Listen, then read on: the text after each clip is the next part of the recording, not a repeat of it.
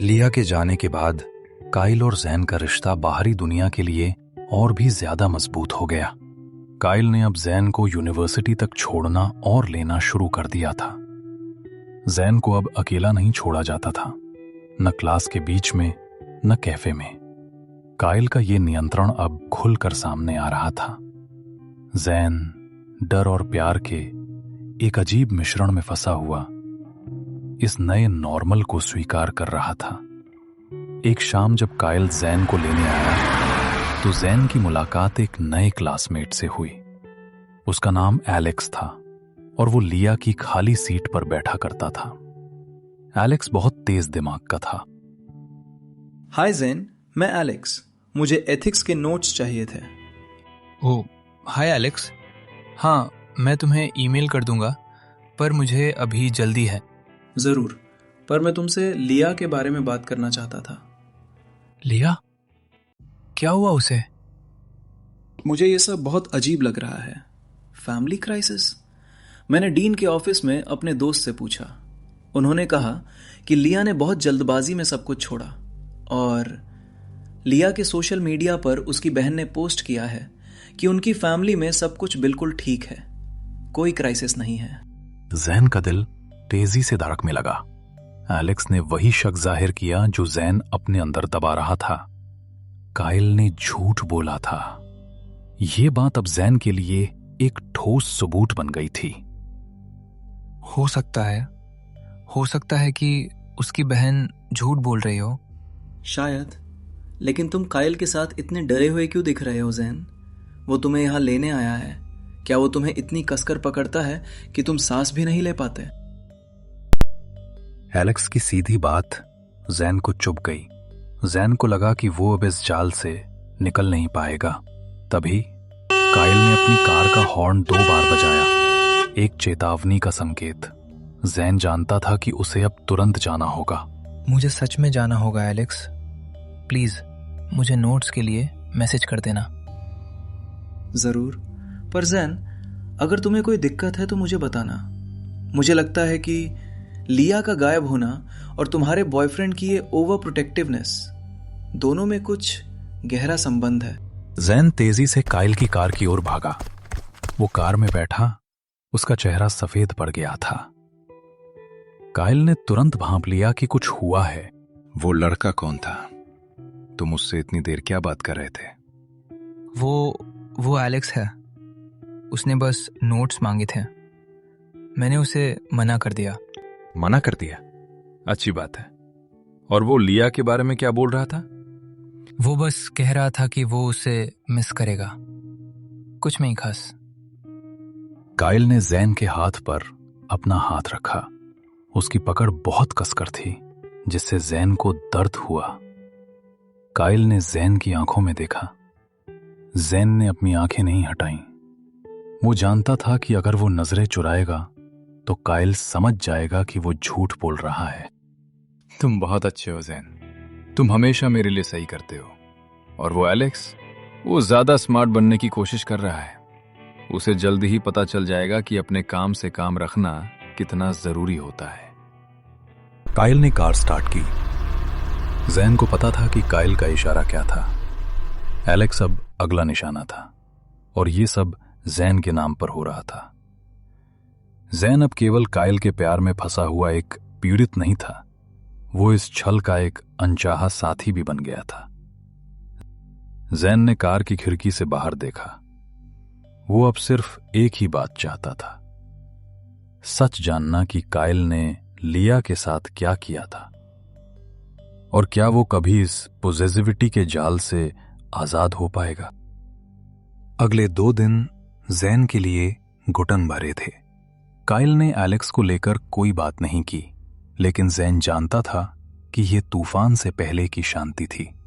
Kyle का व्यवहार ज्यादा मीठा हो गया था, जो हमेशा एक खतरे की घंटी होती थी। तीसरे दिन जैन को काइल का एक टेक्स्ट मैसेज मिला। आज रात 9 बजे मेरे अपार्टमेंट आओ, एलेक्स भी आ रहा है। मैंने उसे कुछ अजीब चीजें दिखाई हैं। अब वो शांत हो जाएगा। ये सब तुम्हारे लिए है मेरे प्यार। जैन के हाथ कांपने लगे। अजीब चीजें? काइल एलेक्स को डरा रहा था। शायद उसी तरह जैसे उसने लिया के पिता को डराया था। जैन को लगा कि वो अब और ये सब बर्दाश्त नहीं कर सकता। वो अपने प्यार और मोरालिटी के बीच फंस गया था। अगर उसने कायल को रोका तो वो कायल को खो देगा और कायल का गुस्सा शायद जैन पर ही फूटेगा। लेकिन अगर उसने कुछ नहीं किया तो वो कायल के अपराध में उसका साथी बन जाएगा। जैन ने तुरंत एलेक्स को फोन किया। हे ज़ेन, क्या हुआ? तुम घबराए हुए लग रहे हो। एलेक्स, तुम आज रात कायल से मिलने मत जाना प्लीज। वो अच्छा इंसान नहीं है। उसने लिया को गायब किया था और वो तुम्हें भी। क्या? ज़ेन, तुम क्या कह रहे हो? लिया? मुझे तो लगा कि वो बस मेरे साथ कुछ खास जानकारी शेयर करना चाहता है। नहीं एलेक्स, वो झूठ बोल रहा है। वो तुम्हें ब्लैकमेल करेगा। प्लीज मुझ पर विश्वास करो। मुझे पता है क्योंकि मैं उसका शिकार हूं। ठीक है ज़ेन, मैं नहीं जाऊंगा। पर तुम क्या करोगे? तुम वहां अकेले हो। मुझे पता है। मुझे अब जो भी करना है खुद करना होगा। ज़ेन की आवाज में सच्चाई और डर था। एलेक्स ने एक गहरी सांस ली। उसने शायद पहले से ही कुछ गलत महसूस कर लिया था। ज़ेन ने फोन रखा। उसने अपनी किताबें और नोट्स बैग में भरे। फिर उसने कायल के अपार्टमेंट की चाबियां निकाली जो कायल ने उसे भरोसे के तौर पर दी थी। ज़ेन जानता था कि कायल अब तक वहां पहुंच चुका होगा और एलेक्स का इंतजार कर रहा होगा। ज़ेन ने एक टैक्सी ली और सीधे कायल के अपार्टमेंट पहुंचा। जब ज़ेन ने दरवाजा खोला तो कायल लिविंग रूम में अकेला बैठा था। उसके चेहरे पर चिंता और क्रोध का मिश्रण था। एलेक्स कहाँ है? वो क्यों नहीं आया? वो नहीं आएगा कायल। मैंने उसे मना किया है। तुमने क्या किया? तुमने उसे क्यों मना किया? तुम्हें पता है कि ये सब हमारे लिए था। तुम्हें कोई और पसंद नहीं करता ज़ेन। मैं ही हूं जो तुम्हें सच में सुरक्षित रखता हूं। तुम मुझे सुरक्षित नहीं रखते कायल। तुम मुझे कैद करते हो।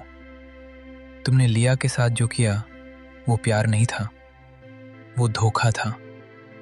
तुमने मुझसे झूठ बोला और मैं अब और तुम्हारा ये गुलाम नहीं बन सकता। कायल स्तब्ध रह गया। उसकी आंखें चौड़ी हो गईं। उसने कभी नहीं सोचा था कि ज़ेन, उसका शांत आज्ञाकारी ज़ेन, कभी उसके खिलाफ जाएगा। तुम क्या समझते हो? तुमने जो किया है उसकी कीमत चुकानी पड़ेगी। तुम मेरे हो।